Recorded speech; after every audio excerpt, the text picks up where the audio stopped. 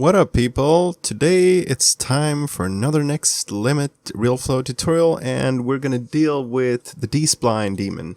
And in this example from a few years back, I did one sim a day, as you might have heard me ramble about, and I was not really experienced with the D-Spline Daemon, and I thought I could pull something off with this.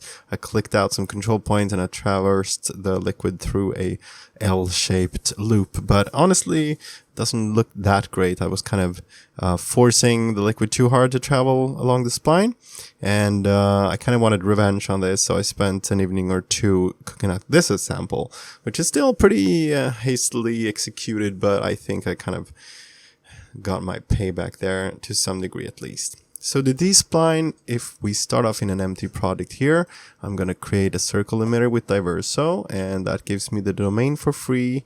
I'm going to position it over here, and if I can grab that rotate ring. And I'm not going to use gravity because that is just something that I'm going to have to counteract. I'm just going to use the D-Spline from the get-go. And when you create it, it gives you a set of hoops for the liquid to jump through. And if you just translate the whole daemon, then it's just a tunnel, and that doesn't make much sense because obviously you could do that in other ways or just no daemons at all. Instead, what we want to do is we want to visit the D-Spline properties and find the edit option. And when you edit, you get an orange frame around the entire window. So this is important to kind of try to keep track of when you're working with the D-Spline, so you don't, it can be a little frustrating, like you want to move an emitter or you want to move another object, but you're in edit mode, so you can't get a hold of that. Well, that's because you're in edit mode. So you have to select the D-Spline, uncheck edit, and then you can do whatever it is you were trying to do. That's the number one thing that's going to happen, I think. So you can select one or more emitter. That will be within each hoop, you have 3 points here, and then you have one on the perimeter. So the center point is going to be the transform of the hoop, of the control point. And the outer ones are going to be the anchor points. So a little bit like Bézier's in Illustrator or something, or in Maya. But there is no special keys for anything. You just translate them accordingly. And you can select multiple ones by shift clicking. And, we can start making our way over here. I'm going to make some kind of a curve thing.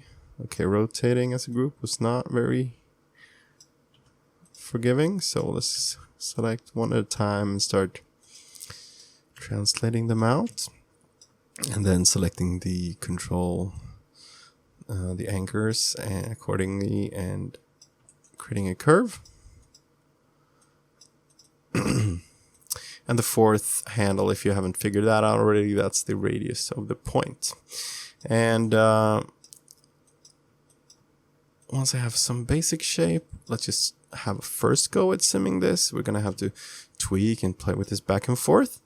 But this is the general kind of shape. Everything is going to flow along. And with the D-Spline, it can actually be pretty useful to check show field and get an idea of what you can expect. And it's going to be kind of bounded by default. If you want the whole thing, you can click edit field box and you can position it as you want it. That was a mistake. And wow, really flew away there. So I'm just going to put it 0 and scale instead. So encompass the whole scene. Can't really see what's going on, so you can increase the spacing to get fewer arrows, and you can just lower the magnitude scale as well to get a little bit more granular. So you can see that they're going to be pushed kind of inwards, and if you pay close attention, you can kind of see that it's inclining and twisting as well. We can see this when we start simming, but this is the overall kind of force field that we're creating here to direct your fluid. And when we start simming, we first of all have not assigned this, so let's link it up. And in order for you to be able to see what I'm doing, let's go to sphere instead. Maybe sphere is going to be good that way. 0.08, 0.05, yeah, good. So we have connected it, and we're overshooting. So we can start tackling this in multiple ways. You can lower the speed. We probably want to do that anyway of the emitter. And I pretty much always want a drag in here. to kind of simulate air resistance and for things not to go too haywire. And we're still going to overshoot, by the way, but it's just a good start. And you really want to balance this thing, because love, if you will, which is another analogy, is like a bird, and when you hold it too tight, it suffocates. And this is a suffocated simulation by all means, because it kind of looks like you would have just taken a cylinder and just created some kind of like a spline curve warp thing in your 3D app and just dragged it along the spline and had some kind of liquid deformity. It looks pretty bad, to be honest.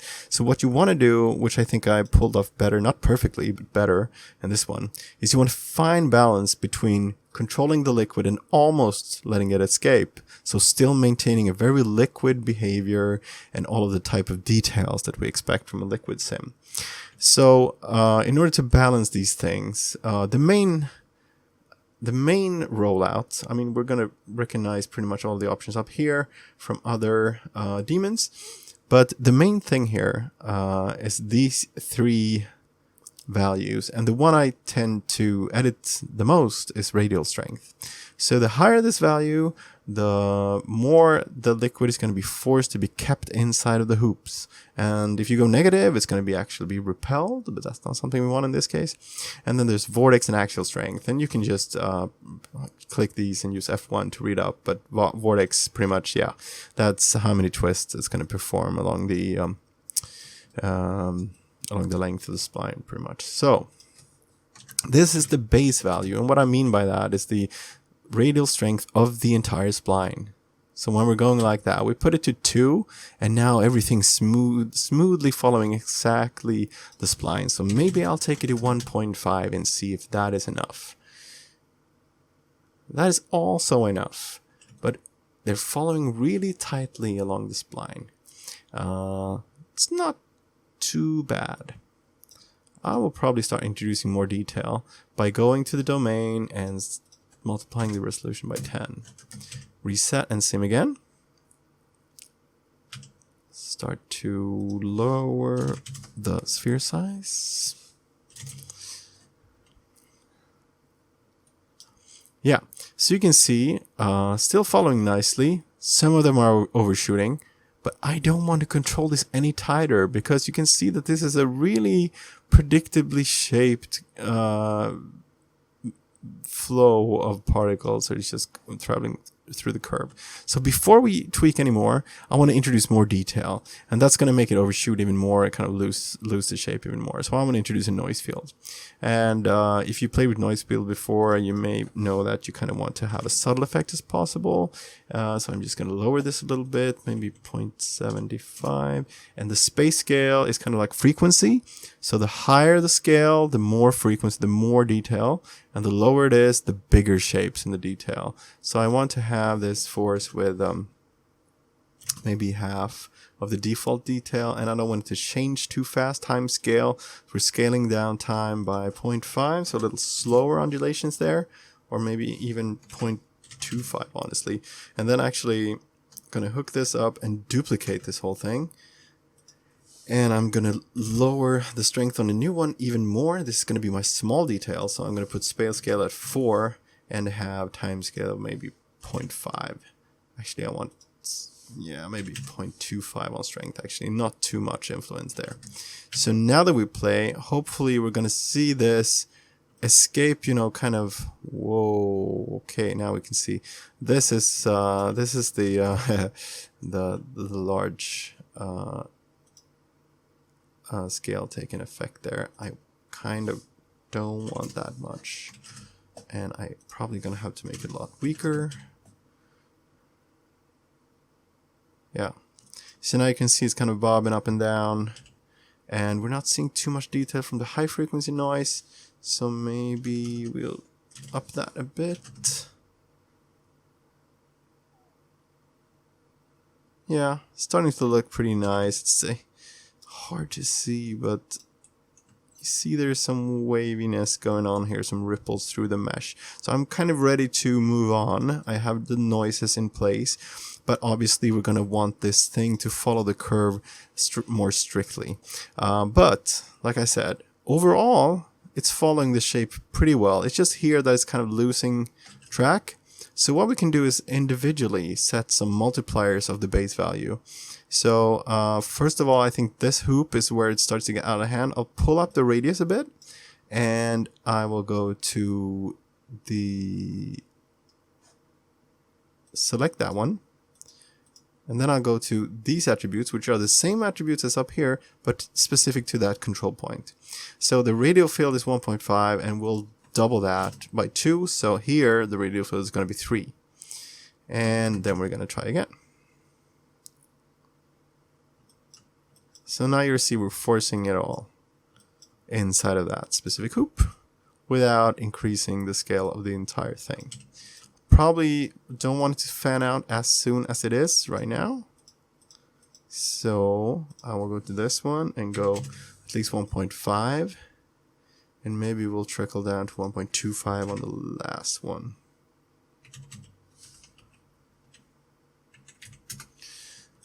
Let's see what that looks like. So I'm kind of liking this. If you don't want it to twist as much, you can control the overall twist value on the daemon, the overall vortex strength.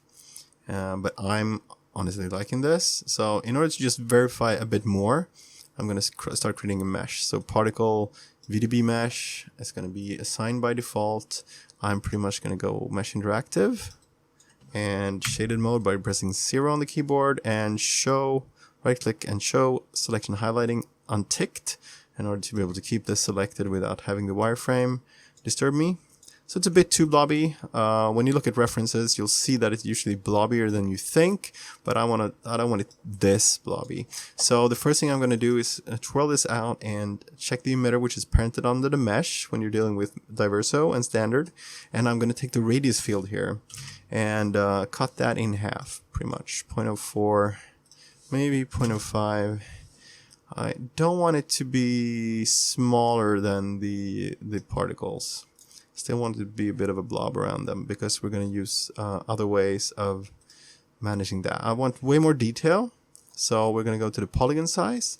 And I'm going to start slicing this down to 0.0. It was 0.05. Put it at 2.5. That's better, but we need more. 0.02. Better. I'm gonna shoot for like 1,000,000 faces for now, I think. So just going one step at a time. That's good for now. Kind of a lot of detail in here, really blobby and not really doing the job right now. So what we're gonna do is start creating volume filters. One to kind of erode this thing, and not by a factor of 1, but like 0.01 or 0.1. Then we're gonna introduce smoothing. It's going to get rid of some of these high frequency details. I think we're going to go 2, maybe 3 repetitions on the smoothing. And now it's starting to get a little heavy with the interactive meshing, so I'm going to turn on bounded and create a box that meshes only like the forefront of the sim, because that's where you're going to have the greatest detail anyway. Take it up a bit. Yeah, this is a good area to work on. And then I'm probably going to introduce some standard mesh filters. And why would you do that? Well, I think the relaxation one is actually pretty good to get some stringier details. You really don't want to go overboard with this, but let's set it to 0.1 and introduce steps. So 8 steps. Is it doing something for you? Maybe 32. So it's starting to have an effect. I want kind of particles close to each other to kind of start metaballing together, creating these kind of liquidy shapes. It can be really hard to figure out what this is going to look like in motion. So if you haven't been playing around with it too much, you are going to want to mesh the whole sim and kind of see it in motion. But I do like some blobbiness because with motion blur and all, and depth of field is going to look really nice with a proper liquid shader.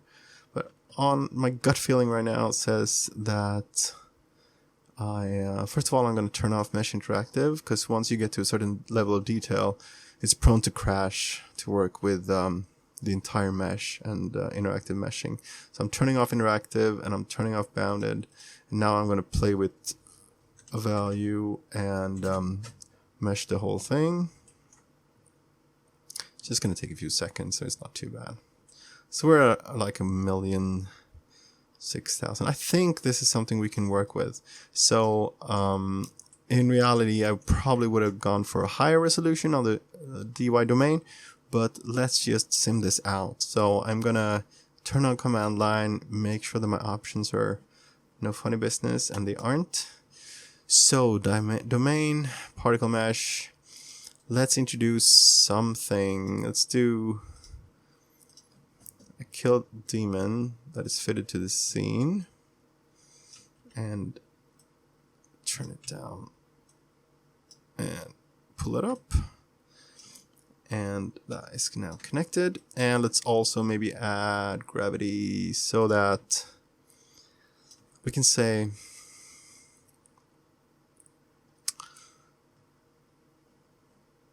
let's do, where are we? Enable fall off. Display fall off. So once it exits the cube, I want it to start being increased by gravity. So the default behavior is that gravity is active inside of the cube. So I'm going to turn invert fall off on. We don't want any gravity until it actually starts escaping the D-spline. So I will rotate it a bit and I will position it like that. So we should be good. Pull it down. So now as soon as it escapes there, it's going to gradually, the inner cube is where it's inverted now. So the inner cube is 0, and the further it gets to the edge, it's going to start towards 100%. And when it exits the cube entirely, it's 100% effect. So I'm going to reset and sim on the command line. And if you have in the options Diverso, use CUDA GPU, it can go even faster. And I'm doing really low res sim right now, so you're gonna see the speed like crazy. Diverso liquids are really fun for using this type of art directed sim. So to sum things up, edit mode on the Daemon. Really try not to increase the force way too much, and just try to be subtle and trial and error your way to the result that you want.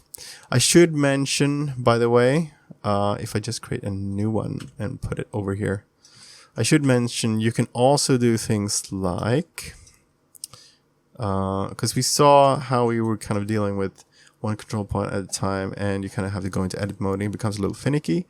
But you can also go to, let's say, null, 1, 2, 3, 4, 5. So I create 5 nulls. And I'll go to edit mode on my second spline Daemon. And I will pick the first one. And you see here, CP link, control point link, null 1. Control point link, point 2 is null 2, and control point link null 3 is going to be there, and control point link 3 is null 4, etc., etc. And you probably got the gist of it already, but what this enables you to do is edit the shape of the spline without actually going into edit mode. It does have some caveats though, and that is specifically, as far as I'm concerned at least, I honestly haven't really understood how this works, but I always want to control, you know, the way that that these are facing, because otherwise, you know, the shape isn't really what I want it to be. I want it to kind of start angling towards this one, and it doesn't pick up the rotation. So honestly, I haven't found much use for it, but might be good to some degree. Maybe you create a base shape and you kind of go back in and you edit the handles, and then you can kind of enjoy the freedom of being able to keyframe the position of the nulls and create scripts and whatnot. So that's, you know, something you often see it mentioned when it's tutorials about the D-spline, because it is a little finicky. The best thing I think would have been if you were able to like create a spline and just copy it into this, but I have not seen how to do that. At least I don't think you can. Maybe if you like, can you? Yeah, there is FCG spline import, And there is actually on the D-Spline a copy spline option. So maybe that's something to try out for you. So that's your homework, if you will. And, you know, let's see how the sim turned out. But before we do that, I just want to thank you for checking this out. I hope this is a technique that you might find useful. If you have any questions, I'd be happy to answer them. If you can leave me a comment below or email davesplaining@gmail.com or check me out on Twitter. Speaking of Twitter, Instagram, Facebook, feel free to share your work. I would be happy to, spread the word of your work in my little following that I have, and just for the thrill of seeing what you can come up with. And if you like the show, then feel free to hit a thumbs up or share it to someone who might be interested in getting a hang of Liquid Sims with the Realflow, and I'm planning a lot of other content as well. So, without further ado, let's update the timeline and see what we got. I'm gonna turn off visibility on my K volume, gravity, and domain, and spline. And, pretty much all of it. And just look at the mesh. Let's see how that, we kind of made the gravity thing on the fly. But it seems to work. Kind of falling down, I guess. Yeah. Nope, it's definitely not falling down because we didn't connect it. Yay, that was a well-spent effort. But anyway, I hope you got the gist of it. It can be a little frustrating trying to connect everything up and making the shape that you want. But it all comes down to trial and error. And working really broad strokes in the beginning. Let me just delete everything and just do it once more and kind of speed it up, if you will. Turn off edit mode there. Just to kind of show you how I would work if I were you. I'm going to speed this up afterwards. So when you create the D-Spline, let's say I want to create some kind of a loop, which is something I went for when I did the second example. Really want to start by doing the broad strokes. So I'm going to start here. I'm going to end here. I'm going to kind of go into the incline here. And this is the peak. And this is the landing. Kind of there. Let's make these kind of intertwine so they don't cross each other's path, because that's going to cause issues, obviously. And then we're going to start creating more detail here. So I'm going to hold control, right click. That's going to give me a, if I go to the middle of the distance there, it's going to give me a new control point once I do click. So there we go. Going to grab this control point here. Nope, not yet. It can be a little confusing. A lot of trial and error. You can always undo. I think I need more points before I proceed. Control, right click, and go over here. Now we're talking. Up. More detail. Control, right click, pull it down. I mean, this is the way you kind of want to work with this. Start broad strokes, then refine. And by all means, test sim early, because it's not going to follow it that closely anyway, because it's going to be, you want to add noise to it, you want to add you want it to twist along the spline and whatnot. So try as soon as possible and then refine as needed. That's the way I would do it. By all means, try out if you can make that D-Spline thing work and copy that into it.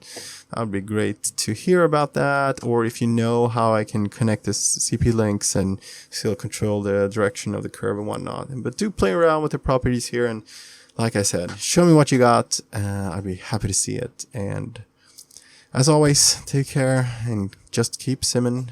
Just keep simming. Oh!